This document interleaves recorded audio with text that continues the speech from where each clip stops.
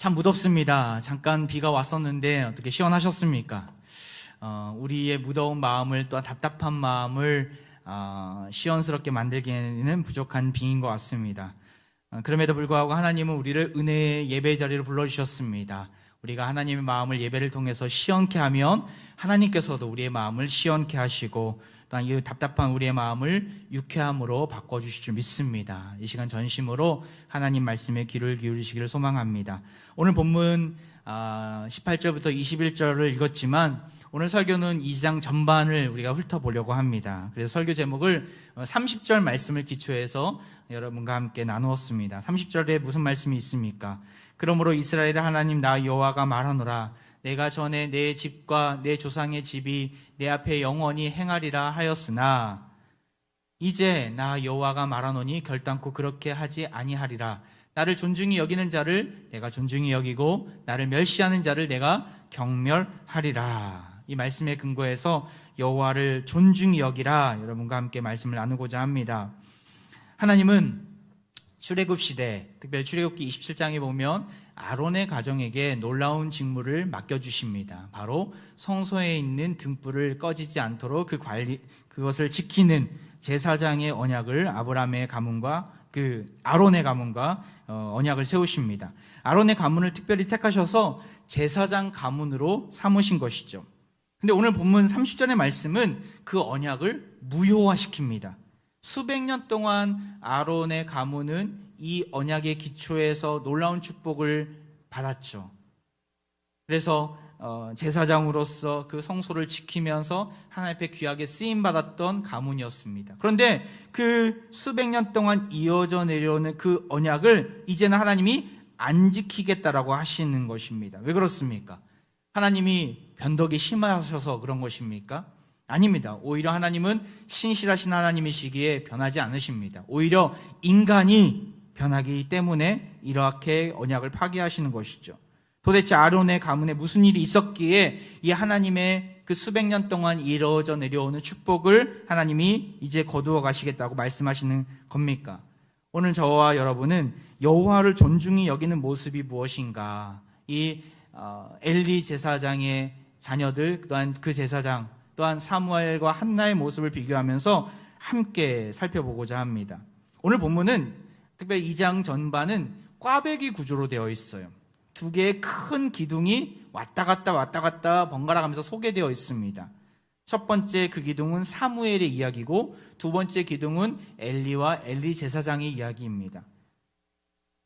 여러분 성경을 가지고 있다면 한번 살펴보셨으면 좋겠어요. 11절에 보면은 사무엘의 이야기가 나오고 12절부터 17절에 보면 엘리의 두 아들의 이야기가 나옵니다. 또 18절부터 21절을 보면 사무엘이가 또 나오고 그 다음에 또 누가 나오겠습니까? 22절부터 25절까지 엘리의 두 아들의 이야기가 나옵니다. 또 26절에는 사무엘의 이야기가 나오고 27절부터 끝까지 36절까지는 또 엘리의 두 아들 또한 엘리 제사장의 이야기가 나옵니다.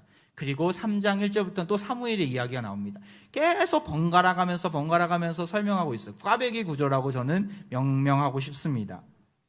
먼저 사무엘과 대조되어 비교되고 있는 엘리의 두 아들, 그들은 어떠한 자들입니까? 하나님의 언약의 성취를 이루는 하나님의 임명을 받은 제사장들이죠. 하지만 이들은 성경에서 이들을 가리켜서 어떻게 평가합니까? 12절을 보세요. 엘리의 아들들은 행실이 나빠 여호와를 알지 못하더라. 예전 개혁판에는 엘리의 두 아들들은 불량배다, 불량자라, 여호와를 알지 못하더라 이렇게 나와 있습니다. 평생 동안 하나님을 섬기는 아버지를 보면서 자라왔던 신앙인들인데 또한 단순히 백성이 아니라 백성들을 영적으로 지도하는 제사장들인데 그들이 어떻다고요? 행실이 나쁘고 여호와를 알지 아니하더라 이렇게 나와 있어요. 하나님을 무시했다라는 거예요.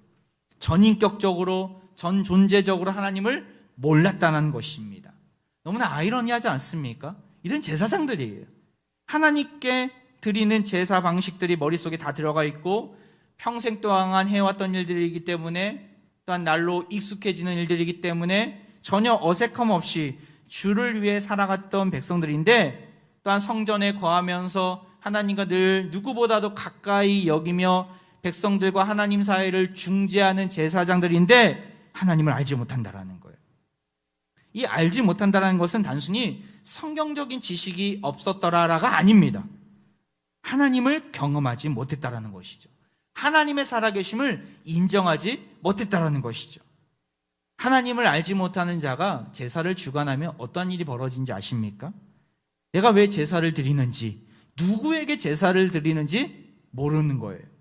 그래서 자기 마음대로, 자기 멋대로 제사 방식을 바꿔가면서 하나님께 불경건한 모습으로 서게 되는 것이죠. 제사를 엉망진창 만들어버리게 됩니다. 엘리의 두 아들이 그러했죠. 율법대로 제사를 지내려면 먼저 가장 기름진 거, 가장 귀한 거예요. 그것을 먼저 하나님께 드리고 그것을 태운 후에 나머지 고기를 삶아서 제사장들이 그것을 건져 올려 취할 수 있었습니다. 그런데 그렇게 되면 스스로 보기에 좀 작은 고기가 건져질 수도 있고 맛없는 고기가 건져질 수도 있어요. 이게 너무나 아까운 거예요. 그래서 어떻게 합니까? 16절에 그들의 모습이 나옵니다. 그 사람이 이르기를 반드시 먼저 기름을 태운 후에 내 마음에 원하는 대로 가지라 하면 그가 말하기를 뭐라고 이야기합니까? 아니라 그 식은 내게 내라. 그렇지 않으면 내가 억지로 빼앗으리라 하였으니. 이들은 제사장에게 드릴 것이니까 삶은 고기가 아니라 생고기를 구워서 드릴 거니까 먼저 하나님 앞에 드리기 전에 내아에게 먼저 달라라고 요구를 합니다. 그러니까 옆에서 돕는 자가, 제사를 돕는 자가 안 된다, 하나님의 말씀에 이르기를 그렇게 해서는 안 된다라고 이야기하지만 강제로 그렇지 않으면 내가 뺏겠다라고 협박까지 합니다. 이것은 하나님을 철저하게 무시하고 멸시하는 행동이었어요. 기름진 것을 드리지 않고 자기가 취했다라는 것은 무슨 말입니까? 하나님께 가야 될 것을 자기가 취했다는 것은 하나님께 예배드리는 것이 아니라 자기 자신을 예배하는 거예요. 우상숭배, 우상숭배 일종의. 자기 자신을 영화롭게 하고 자기 자신을 예배했다라는 것이죠. 하나님이 아닌 것에 예배했으니까 이거는 일종의 우상숭배입니다. 레위기 7장 25절에 보면 이러한 자를 하나님이 어떻게 심판하시겠다 말씀합니까? 사람이 여호와께 화제로 드리는 제물의 기름을 먹으면, 하나님께 드려야 되는 것을 자기가 먹으면 그 먹는 자는 자기 백성 중에서 끊어지리라. 하나님이 철저하게 심판하시겠다라고 선언하셨습니다. 그럼에도 불구하고 이것을 알았을 거예요. 분명히 이건 하나님께 드리는 것이고 율법에 적혀 있다는 사실을 알았을 거예요.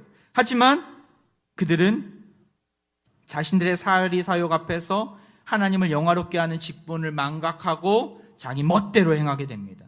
결국 얼마나 말도 안 되는 일이 벌어지는 것입니까? 나아가 자기 자신들로 인해서 제사 드리는 사람들까지도 부정하게 만드는 거예요. 내가 제사를 하나님 앞에 거룩하게 드리려고 제물을 드렸는데 그 제물을 함부로 제사장이 더럽힌 것이에요. 나아가서 함께 제사를 드리는 동역자들까지도 다 부정하게 만들고 죄를 짓게 만드는 자리까지 그들이 허락한 것이죠. 저주의 자리에 서게 하는 일이 벌어진 것입니다. 그렇게 성경은 그들의 모습을 이렇게 정리합니다. 17절입니다. 이 소년들의 죄가 여호와 앞에 심히 크면 그들이 여호와의 제사를 멸시함이었더라.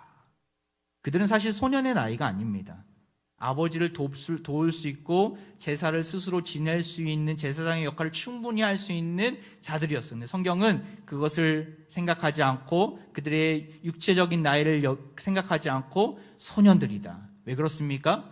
몸은 성인인데 하나님의 제사를 충분히 할 수 있는, 제사를 드릴 수 있는 제사장인데 그들의 영적인 나이는 소년이었다는 거예요. 영적인 나이가 너무나 어렵기 때문에 성경은 아예 그것을 꼭 집어서 이 소년들의 죄가라고 하면서 그들의 어리석음을 꼬집고 있는 것이죠. 반면 사무엘은 어떻습니까? 우리가 꽈배기로 여러분과 함께 말씀을 나누기를 원합니다. 먼저 엘리 제사장의 아들들의 이야기를 나누었어요. 이제는 사무엘의 이야기입니다. 젖된 이후에 줄곧 성전에 있었던 자였죠. 사무엘을 설명할 때 성경에서 늘 언급하는 문구가 있어요. 그것을 계속해서 반복하고 있어요. 그걸 정리해 보니까 이렇게 나와 있습니다. 11절에 보면 엘리 앞에서 여호와를 섬기니라. 18절에 여호와 앞에서 섬겼더라. 21절에 여호와 앞에서 자라니라. 26절에 여호와와 사람들에게 은총을 더욱 받더라. 3장 1절에 엘리 앞에서 여호와를 섬길 때. 여러분 성경책을 가지고 있으면 밑줄을 그어주셨으면 좋겠어요. 사무엘은 어떤 자라는 거예요? 하나님 앞에 섰다라는 거예요. 하나님 앞에. 엘리 앞에 섰다라는 말도 동일한 의미겠죠. 하나님이 택하신 제사장 앞에 섰다, 지도자 앞에 섰다는 것은 하나님 앞에 섰다라는 거예요. 순결한 모습으로 섰던 것이죠. 하나님 앞에 섬기고 자랐다라는 것은 무슨 의미입니까? 코람데오. 하나님을 인정했다. 하나님을 알았다라는 거예요. 엘리의 두 아들들은 하나님을 알지 못했어요. 하지만 사무엘은 하나님이 누구이신지를 아는 자였기 때문에 항상 하나님 앞에 서기를 게을리하지 않았던 것이죠. 하나님을 온만 다해 전심으로 섬기고 거짓되고 위선된 신앙을 가지지 않았다라는 것이죠. 그는 분명히 엘리의 두 아들과 함께 살았던 자였어요. 한 지붕 아래서, 한 성전 안에서 벌어지는 홈리와 비나스의 잘못된 모습을 그는 분명히 보았을 것입니다. 잘못된 제사 방식을 보았을 것이. 하지만 지난주 말씀드렸듯이 섞이지 않았어요. 섞이면 망하는 줄 알았기에 하나님 말씀에 분명히 그 최상의 것을 하나님 앞에 드리라고 말씀하셨음을 알았기에 섞이지 않았어요. 동조하거나 물들지 않았고 그들과 함께하지 않았던 것이죠. 늘 하나님 앞에 서는 것을 게을리하지 않았던 것이죠. 그렇기 때문에 하나님은 그와 늘 함께 하셨습니다. 이러한 사무엘의 모습은 주위 사람들에게 어떠한 은혜를 끼치게 됩니까? 엘리야 두 아들들은 주위 사람들을 죄짓게 만들었어요. 하지만 사무엘은 주위 사람들에게 어떠한 은혜를 끼치게 됩니까? 21절이에요. 같이 한번 읽어볼까요? 시작. 여호와께서 한나를 돌보시사 그로 하여금 임신하여 세 아들과 두 딸을 낳게 하셨고 아이 사무엘은 여호와 앞에서 자라니라. 이것은 햄버거 구조예요. 햄버거. 앞뒤로 여호와 앞에서 자랐다라는 사무엘을 언급하고 있어요. 18절에도 언급하고 있고 21절에도 언급하고 있어요. 그 안에 어떤 축복이 나와 있습니까? 한나 엄마를, 그 가정을, 또 한나를 돌보시는 하나님의 은혜. 결국에는 그 한나가 어떤 은혜를 받게 돼요? 불임이었던 그녀가 또 임신하게 돼요. 사무엘을 낳는 것도 쉽지 않았는데 이번에는 계속해서 세 아들 두 딸을 하나님이 허락해 주신 것이죠. 막혔던 태의 문이 열리고 하나님의 놀라운 구원의 역사가 펼쳐지는 것을 우리는 보게 됩니다. 26절에 성경은 이렇게 정리합니다. 그 사무엘을 통해서 놀라운 역사가 일어나는 것을 보면서 아이 사무엘이 점점 자라매 여호와와 사람들에게 은총을 더욱 받더라. 홈리와 비나스의 모습과 참 대조대가 되지 않습니까? 한나와 사무엘이 하나님 앞에 제대로 서 있지 못했다면 이런 축복을 얻지 못해요. 하나님을 온전히 섬기니까, 하나님 앞에 서게 되니까 이 땅에서 누릴 수 있는 축복도 덤으로 찾아온다라는 거예요. 여러분, 이러한 은혜가 우리 하평의 가족들에게 있기를 소망합니다. 여호와를 알지 못했던 엘리의 두 아들, 안타깝게도 그 두 아들뿐만 아니라 결국 주위 사람들에게까지 악영향을 미치는 저주의 통로로 나아가게 됩니다. 여호와 앞에서 섰던, 살아갔던, 섬겼던 사무엘과 한나, 주위 사람들에게 은총을 받으며 축복의 통로로 쓰임받게 됩니다. 여러분은 어떠한 자가 되기를 원하십니까? 지금 어떠한 자로 서 있습니까? 하나님 앞에 서 있습니까? 아니면 하나님을 멀리하고 세상 앞에만 있지는 않습니까? 하나님을 인정하시기 바랍니다.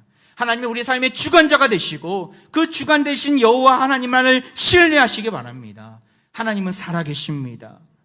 세상의 난리를 그치고 세상의 창범은 쓸데가 없는 오직 하나님만이 이 세상을 다스리심을 여러분 기억하시기 바랍니다. 하나님을 인정하지 않으면 하나님도 우리를 인정하지 않습니다. 하지만 하나님을 존중히 여기며 하나님을 인정하는 자는 하나님께서 인정하시고 그의 삶의 여러 막힌 것들을 열어주실 것입니다. 매 예배 가운데 온 마음 다해 드리는 예배를 드리면 하나님이 우리를 인정해 주시는 거예요. 하나님께 예배한다 하면서도 하나님을 알지 못했던 홈리와 비느하스와 같은 우를 범하지 마시기 바랍니다. 하나님을 위해 사역한다면서도 하나님과 관계가 없어요. 그냥 나의 의를 위해서, 나 자신을 드러내기 위해서, 나의 이득을 취하기 위해서 하나님을 위해서 사역한다면 홈리와 비느하스, 엘리 제사장과 같은 결과를 맞이하게 될 것입니다. 우리는 하나님의 하나님 되심을 인정하며 나아가야 합니다. 그러할 때 하나님이 우리의 인생뿐만 아니라 우리의 가정, 우리의 이웃, 우리의 공동체에게 놀라운 은혜를 주실 것입니다. 사무엘을 보면서 그냥 그가 높은 자리를 차지했구나, 그가 인생에서 성공했구나, 이 정도 수준으로만 우리는 알아들어서는 안 됩니다. 하나님 앞에 선 사무엘을 보면 하나님이 얼마나 그를 귀하게 사용하시는가를 앞으로 계속 볼 거예요. 근데 그가 단순히 제사장직만 수행한 것이 아니라 선지자로서 다윗과 사울 왕을 기름 부었지 않습니까? 사사기의 암흑 시대를 끝내고 은혜의 서광을 비추는 축복의 통로로 그는 쓰임받게 됨을 우리는 계속해서 보게 될 것입니다. 성경을 보면 하나님 앞에 선 자들의 모습이 이러한 놀라운 축복의 역사가 진행되는 것을 우리는 보게 돼요. 다윗이 그랬어요. 그리고 요셉도 그러합니다. 애굽으로 팔려갔던, 종으로 팔려갔던 요셉, 그가 간 곳은 어디입니까? 보디발의 그 장군의 집이었죠. 그곳에서 누구의 유혹을 받게 됐습니까? 보디발의 아내로부터 동침하자는 유혹을 받게 됩니다. 인간적인 마음으로 솔깃할 수 있어요. 야, 내가 여기서 한 번만 자면, 또 한 번만 동침하면 내 노예 인생이 끝이 나겠구나, 출세의 방편이 될 수도 있겠구나, 이 여주인의 눈에 들면 신분이 바뀌고 대우가 달라질 수도 있겠구나. 하지만 보디발의 아내는 지속적으로 요셉을 하지만 어떻습니까? 그는 뿌리치고 나오게 됩니다. 창세기 39장 9절에 그는 그렇게 고백하게 돼요. 이 집에는 나보다 큰 이가 없으며 주인이 아무것도 내게 금하지 아니하였어도 금한 것은 당신뿐이니 당신은 그의 아내임이라. 그런즉 내가 어찌 이 큰 악을 행하여 하나님께 죄를 지으리까. 보디발에게도 죄를 짓는 일이었어요. 하지만 그는 먼저 우선순위가 뭐였어요? 하나님께 죄를 짓는 일임을 그는 알았던 것이죠. 예전 개혁반에는 하나님께 득죄하리까 나오지 않습니까? 하나님 앞에 서 있던 요셉은 결코 범죄의 자리에 있지 않게 됩니다. 결국 그에게 어떠한 복을 주십니까? 23절 그 뒷부분에 나오죠. 여호와께서 그를 범사에 형통하게 하셨더라. 인간적인 방법은 동침하는 거예요. 그래야 형통한 인생길이 열린다 계산할 수 있어요.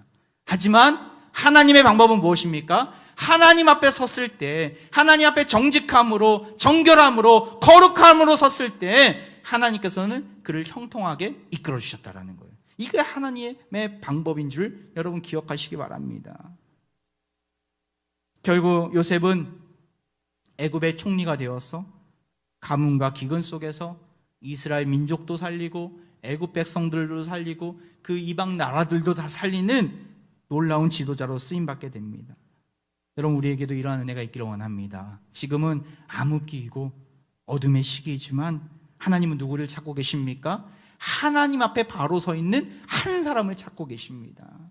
그 사람을 통해 일하실 것이고 어두운 사사와 시대와 같은 이 어두움의 시대를 끝내실 것입니다. 우리가 그 주인공으로 쓰임받기를 원합니다. 우리 그 자녀들이 그 주인공으로 쓰임받기를 원합니다. 그러려면 매일매일 하나님 앞에 서는 연습이 필요해요. 매일매일 하나님의 말씀에 무릎 꿇는 인생이 필요합니다. 무더위와 코로나가 있지만 낙심치 마시고 주님을 바라보며 서 있기를 바랍니다. 예배가 회복이 되어야 합니다. 온 마음과 정성을 다해 예배하는 자를 주님은 찾으십니다. 예배는 내 욕심과 내 욕망을 이루는 자리가 아니에요.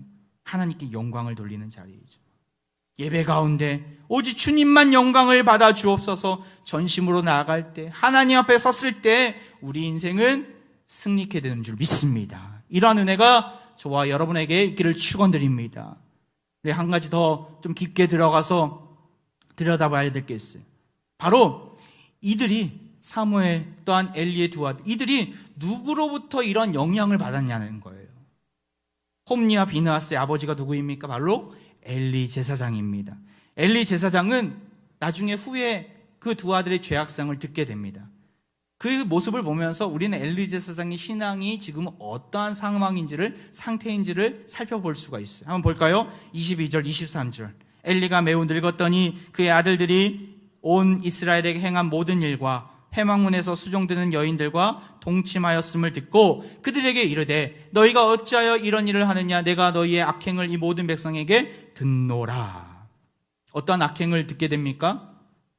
그들은 회막문에서 수종드는 여인들과 동침합니다. 모든 백성들은 성전 회막에 들어가려면 며칠 전부터 정결의식을 행해야만 했습니다. 제사장들도 마찬가지로 항상 성전문을 들락날락 해야 되기 때문에 자기 자신을 정결하게 해야 합니다. 근데 이 두 아들은 하나님의 가증스럽게 여기시는 간음을 행한 후에 바로 제사를 집례하기 위해서 성소를 출입하게 됩니다. 여인들이 성전을 섬기고 기도하기에 왔다가 겁탈당한 거예요. 변을 당한 거예요. 한 번이 아닙니다. 여기 동침하였다라는 말이 22절에 나오는데 이 동침하였음이라는 이 단어는 히브리어로 과거형이 아닙니다. 한국어로 보면 그냥 과거형으로 써 있는데 이것은 히브리어로 미완료. 뭐냐면 계속해서 반복되었다라는 거예요. 계속 이루어지고 있는 악행이었다라는 거예요. 한 번이 아니었다라는 거예요. 수도 없이 많이 이런 일들을 벌였다라는 거예요. 부정한 제사장의 모습이었죠. 그런데 이 더 중요한 것은 아버지의 모습이죠. 그는 어떻게 대처합니까? 24절을 보세요. 24절. 내 아들들아 그리하지 말라. 내게 들리는 소문이 좋지 아니하니라. 너희가 여호와의 백성으로 범죄하게 하는도다. 여기서 끝나요. 문제는 여기서 끝났다라는 거예요. 무슨 말입니까? 말로만 그쳤다라는 거예요. 상식적으로 이 큰 죄악을 이스라엘을 대표하는 제사장이 이렇게 큰 죄악을 저질렀으면 어떻게 합니까? 공과 사를 구분하고 철저하게 격리시켜야 돼요. 즉시 제사장의 직무를 박탈하고 하나님께 죄를 지었음을 용서해달라고 회개하며 성결케 하는 의식을 가져야 합니다. 하지만 말로만 했어요. 말로만. 그렇게 하지 않았어요. 힘이 없는 타이르는 말로 그들에게 이야기합니다. 이렇게 대처하는 모습은 아마 한두 번이 아니었을 거예요. 이유가 있어요. 하나님께 드려야 되는 제물을 먼저 가로채는 모습을 우리가 이미 보지 않았습니까? 그런 모습을 보면서 눈 감아줬을 것입니다. 같이 구워 먹으면 생고기를 구우면 야, 이렇게 맛있는 고기가 있었어? 어떻게 구했어? 자신의 밥상 위에 이전에는 보지 못한 기름진 것이 올라왔으니 그냥 못 본 채하고 눈 감아줬을 것입니다. 한 번, 두 번 양보하고 나니까 엘리 제사장도 죄에 무디어진 거예요. 별로 대수롭지 않게 여긴 것이죠. 오히려 자기에게 이익이 되니까 야, 내가 내 자녀를 잘 키웠구나 이렇게 여겼을 수도 있습니다. 어떠한 영화를 보니까 그 아버지가 아들에게 이런 얘기를, 아들아 너는 다 계획이 있었구나. 아마도 엘리 제사장이 그 아들들에게 그렇게 이야기하지 않았을까 상상이 됩니다. 공범이 된 것이죠. 그렇기 때문에 하나님은 이 두 아들의 죄악을 두고서 누구를 먼저 나무랍니까? 엘리 제사장의 아들들에게 먼저 나아가십니까? 아니에요. 27절을 보세요. 그 뒤로 나옵니다. 하나님의 사람이 엘리에게 왔다라고 합니다. 엘리에게. 아버지에게 찾아간 것이죠. 그래서 그 아버지의 죄악이 무엇인지 낱낱이 드러내십니다. 29절이죠. 너희는 어찌하여 내가 내 처소에서 명령한 내 제물과 예물을 밟으며 내 아들들을 나보다 더 중히 여겨 내 백성 이스라엘이 드리는 가장 좋은 것으로 너희들을 살지게 하느냐. 지금 엘리 제사장도 살쪄 있어. 지금 아들들이 부정하게 가지고 오는 생고기를 구워 먹으면서 살쪄 있는, 그래서 너희들을 살지게 하느냐. 하나님보다 자녀를 더 우선시하며 자녀들의 죄악을 눈 감아 주었던 엘리 제사장을 지적하시는 것이죠. 그래서 우리가 초반에 읽었던 30절의 내용이 나오는 거예요. 그의 죄의 본질을 이렇게 지적하십니다. 나를 존중히 여기는 자를 내가 존중히 여기고 나를 멸시하는 자를 내가 경멸하리라. 이스라엘의 최고 지도자, 누구보다도 하나님을 귀히 여겨야 하는 엘리 제사장. 그 엘리 제사장과 아들들은 어떻습니까? 하나님을 존중히 여기지 못하고 하나님을 멸시하는 자로 전락하게 됩니다. 그렇기 때문에 웨슬리라는 신학자는 이렇게 얘기했어요. 은혜의 나날을 죄로 탕진해 버렸다. 이 문장을 보면서 나의 모습에는 있지는 않는가? 은혜의 나날들을 항상 누리고 있는데, 하나님께서 허락하신 이 사명의 자리에서 날마다 누리고 있는데 죄로 탕진해 버리지는 않는가? 제 자신을 돌아보게 되더라고요. 사무엘은 달랐습니다. 사무엘은 어떻게 살았습니까? 그 뒤에 누가 있었어요? 사무엘이 영향받은 인물이 누구입니까? 바로 기도의 어머니 한나였죠. 한나는 사무엘이 태어나자마자 이런 서원을 합니다. 1장 22절을 보세요. 오직 한나는 올라가지 아니하고 그의 남편에게 이르되 아이를 젖대거든 내가 그를 데리고 가서 어떻게 하겠다 얘기합니까? 여호와 앞에 뵙게 하고 거기에 영원히 있게 하리이다 하니. 우리가 아이들을 태어나면 많은 축복의 언어들을 쏟아놓습니다. 이 아이가 물질을 정말 많이 풍족하게 누리면서 살게 해달라고, 이 아이가 장수하면서 살게 해달라고, 이 아이가 높은 그 직급에 올라가서 정말 떵떵거리면서 살게 해달라고, 여러 가지 이 세상에서의 성공을 바랍니다. 하지만 한나가 바랬던 것은 뭐예요? 이 아이가 하나님 앞에 서는 일이었어요. 하나님 여호와 앞에 뵙게 하는 일이었어요. 거기에서 영원히 있게 하는 일이 나의 사명이구나 여겼다라는 것이죠. 한나의 서원대로 사무엘은 하나님 앞에 살지 않습니까? 아까 우리가 계속 보았던 말씀들 보면 여호와 앞에서 살았다라고 이야기합니다.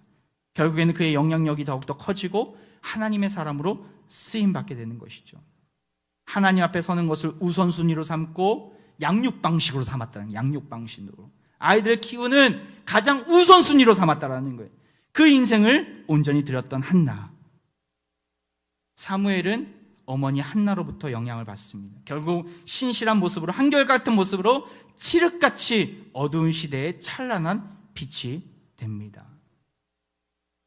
요즘 올림픽으로 열기가 한참 뜨거운 가운데 있는데, 지난 목요일 날 참 우리의 미간을 찌푸리게 만드는 뉴스를 접하게 되었어요. 전 유도 국가대표가 미성년 제자 성폭행으로 재판받은 일이었죠. 대법에서 징역 6년의 중형을 확정받았습니다.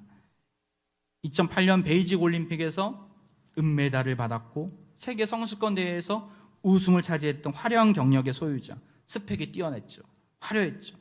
하지만 은퇴 이후에 그 강한 힘을 힘없는 곳에, 특별히 미성년 제자를 성폭하는 일에 범죄의 위력으로 사용하는 모습에 너무나 안타까웠습니다.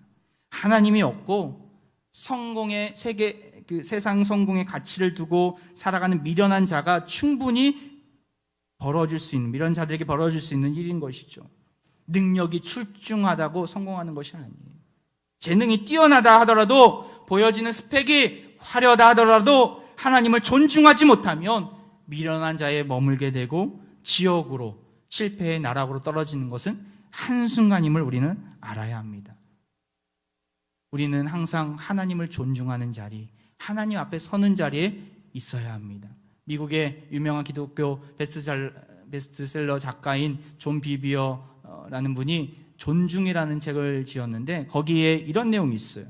궁극적인 목표는 하나님을 존중하는 것이다. 권위를 가진 자들, 우리 수준의 사람들, 작은 자들을 향한 우리의 존중은 예수님께로, 궁극적으로 하나님께로 돌아가야 한다. 그러므로 사람을 존중함이 하나님을 존중하고 순종함을 대신한다면 그것은 영원한 존중이 아니라 덧없는 존중이나 우상숭배가 될 뿐이다. 궁극적으로 우리가 이 땅에 살아가는 궁극적인 목적은 하나님을 존중하는 일에 서야 한다는 것이죠. 하나님 앞에 서는 신앙, 세상 것보다 더 중요한 하나님을 존중하는 신앙인 것이죠. 그러할 때 하나님이 우리를 존중히 여겨주실 것입니다. 우리를 존중히 여겨주시며 이 땅 가운데서 귀하게 사용해 주실 것입니다. 한 가지 영화 이야기를 하고 예배를 마치도록 하겠습니다. 불의 전차의 영화를 아십니까? 불의 전차. 나중에 지금 방학 중인데 나중에 자녀들과 한번 꼭 보셨으면 좋겠어요.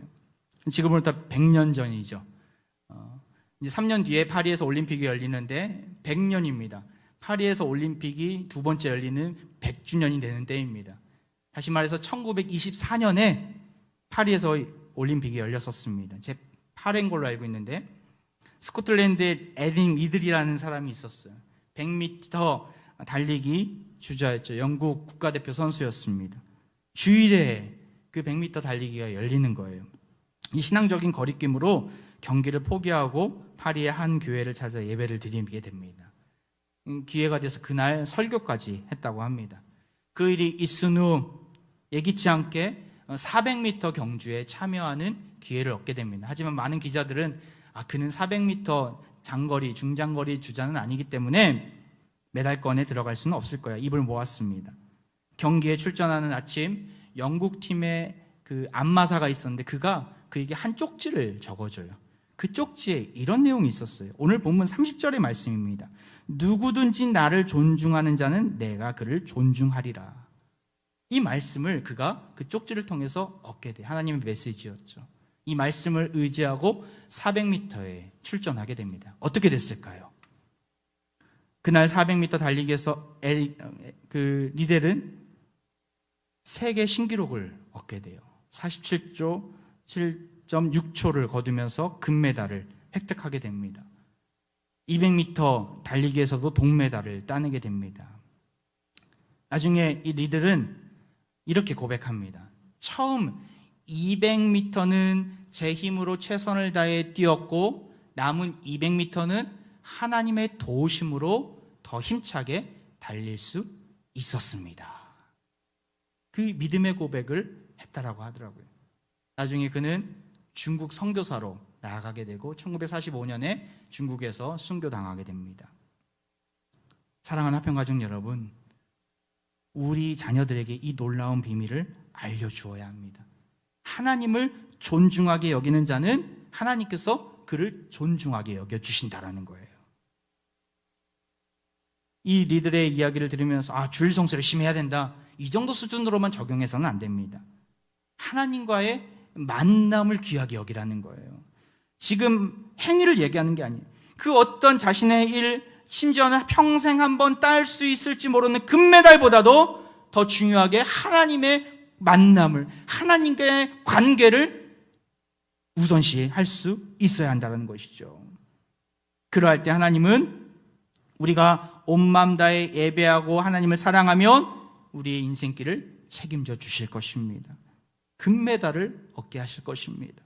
하나님을 존중히 여기시기 바랍니다. 이번 성경학교 수련회 정말 은혜 가운데 잘 진행되고 있어요. 많은 성도들의 기도와 또 우리 선생님들과 우리 교육자들의 헌신 때문에 여기까지 온 줄 믿습니다.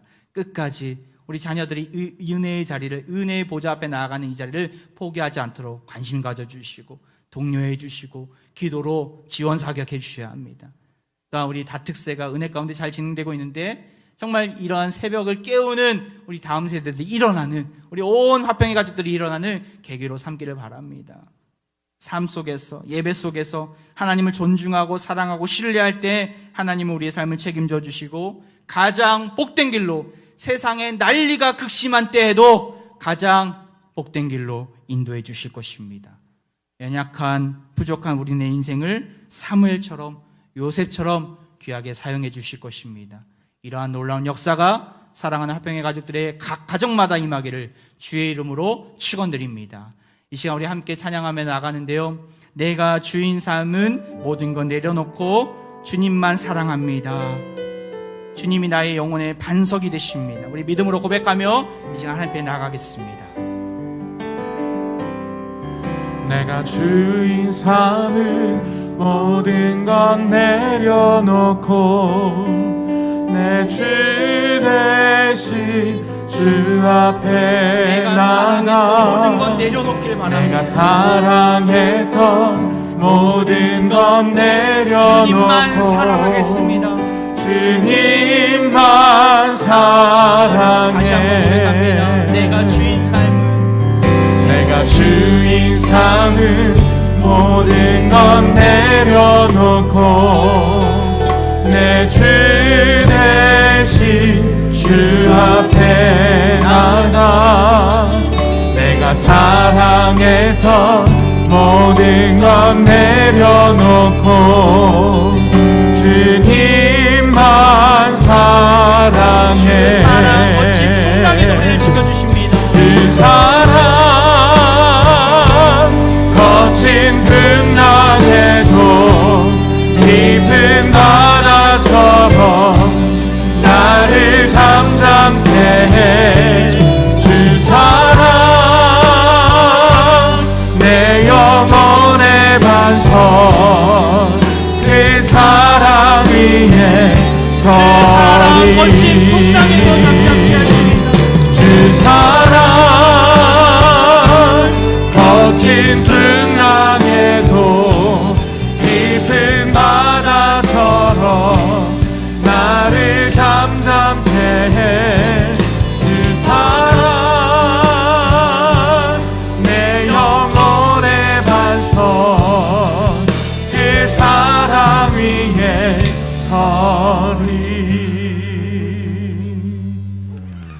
주님을 존중하는 자를 존귀케 세우시는 하나님 아버지, 거룩한 주일 주님 안에 거하며 주를 예배하는 거룩한 백성으로 우리를 삼아주심에 감사드립니다. 엘리 제사장처럼 하나님보다 세상 것을 더 사랑했던 모습이 있었습니다. 우리를 용서하여 주옵소서. 이제 이후로는 하나님을 가장 사랑하고 예배하고 신뢰하는, 존중하는 주의 자녀로 삼아 주옵소서. 하나님 앞에 서는 인생을 자녀들에게 잘 전수하여서 뿌리 깊은 믿음을 계승하게 하옵소서. 그리하여 우리와 우리 자녀들이 사무엘처럼, 다윗처럼, 요셉처럼 여호와와 사람들로부터 은총을 받게 하시고 화평의 각 가정마다 형통함의 역사를 맛볼 수 있도록 축복해 주옵소서. 무더위와 코로나로 싸우고 있는 이때에 주님을 붙잡고 일어나는 화평의 온 가족들이 되게 하시고 속히 모든 일상을 회복하게 하옵소서. 이 시간 자신의 연약한 부위에 손을 얹고 기도합니다. 여호와 라파의 하나님께 기도합니다. 연약한 우리 육신 위에 능력의 손을 얹고 기도하며 나아가오니 낫게 하시고 회복시켜 주옵소서. 이들의 한숨을 들으시고 아픔을 기억해 주셔서 환우들의 침상이 주를 향한 지성소가 되게 하옵소서. 역전의 하나님, 전하위복의 주님께서 선한 목자가 되어 주셔서 모든 화평의 가족들이 끝까지 주님만을 신뢰하게 하옵소서. 모든 질병을 다스리시는 예수 그리스도의 이름으로 기도하옵나이다. 아멘.